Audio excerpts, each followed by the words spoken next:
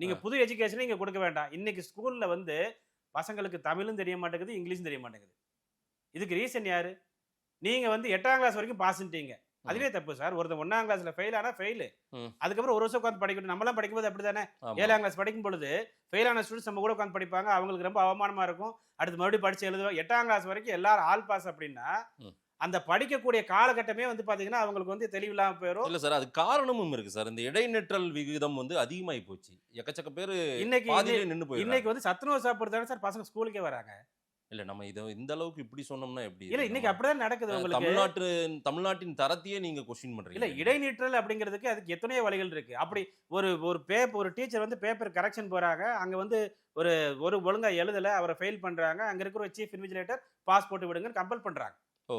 இது எல்லாமே நடக்குது. ம். சோ அப்படி இருக்கும் பொழுது நீங்க இப்படி ஒரு சந்ததியை நீங்க கல்லூரிகளுக்கு கொண்டு வரும்போது கல்லூரிகளையும் பேராசிரியர் இல்ல.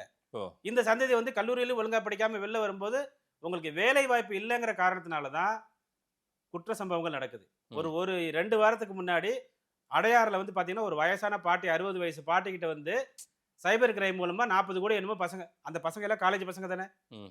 ஏன் அவங்களுக்கு நீங்க வேலை வாய்ப்பு குடுத்தா டிகிரி முடிச்சா ஒரு வேலை வாய்ப்பு ஓகே 10,00,000 வேகன்சி நாங்க கிரியேட் பண்றோம். ம். நாங்க வந்து தொழிற்பேட்டைகளை எதுவுமே செய்யல. ம். எந்த வேலை வாய்ப்பு குடுக்கல அப்படின்னா, ம். சைபர் கிரைம் குற்றங்கள் அதிகமாக தான் செய்யும். இத சரி. நம்ம தடுக்கவே முடியாது.